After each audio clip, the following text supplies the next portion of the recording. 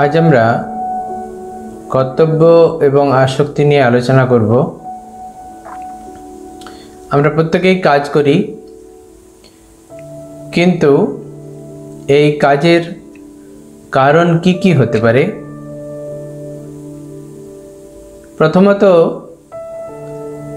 আমরা কাজ করি কোনো মানবের প্রতি আসক্তিতে বা কোনো উদ্দেশ্য লাভের জন্য। 2, কর্তব্যবোধে আমরা কাজ করি।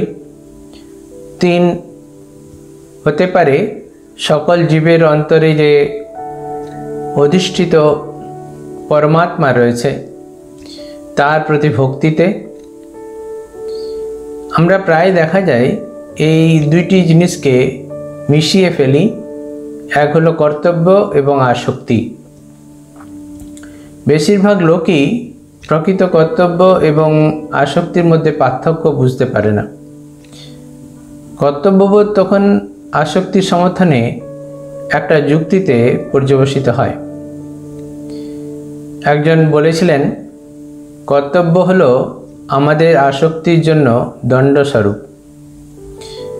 এই সংজ্ঞাটি অদ্ভুত এবং অসন্তোষজনক হতে পারে, কিন্তু উচ্চতর দৃষ্টিভঙ্গি দিয়ে দেখলে আমরা বুঝতে পারবো সত্যি মনীষীদের যে কর্তব্য বা কাজ, তাদের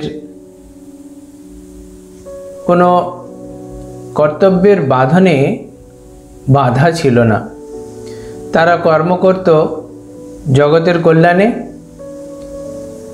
নতুন কর্মের প্রেরণার উদ্দেশ্যে বা নিঃস্বার্থ কর্মে প্রেরণার জন্য, আত্মতৃপ্তির জন্য, অথবা অপরকে কর্মপথে সাহায্য করার জন্য। তারা সম্পূর্ণ স্বাধীনভাবে কর্ম করেন। সে কাজে আমি এবং আমার এই বোধ থাকে না। তাদের এ পথে অহংকার এসে বাধা দেয় না। কর্তব্য বলতে আসক্তি নয়, বা আমাদের অহংকার, তার ক্ষুদ্র রাজ্যের যে দেহাত্মবোধ এবং মন প্রভৃতির রাজ্যে জড়িয়ে থাকা যে আসক্তি, লোভ বা আকাঙ্ক্ষা, সেই সকল পূরণের জন্য নয়। কর্ম হচ্ছে প্রকৃত কর্তব্য বা ইন্দ্রিয় সংযম, বাসনা নিয়ন্ত্রণ,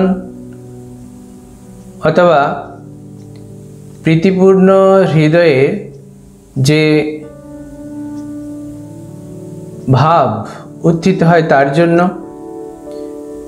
এবং চিত্তশুদ্ধিতে মনের একাগ্রতা সাধনার জন্য ও মনের সমস্ত যে কুবৃত্তিগুলি রয়েছে তাকে দমন করার জন্য ও সুবৃত্তিগুলোকে মোড় ফিরিয়ে ভগবানের উদ্দেশ্যে বা ঈশ্বরের উদ্দেশ্যে প্রেরণ করার জন্য।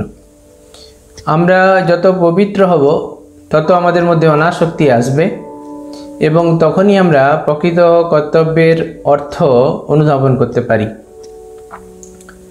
আমরা স্থূল বা সূক্ষ্মভাবে যে আসক্তি আমাদের আসে, তাতে আমাদের কোনটা অহংকার কোনটা কর্তব্য ভুলে যাই, বুঝতে পারি না।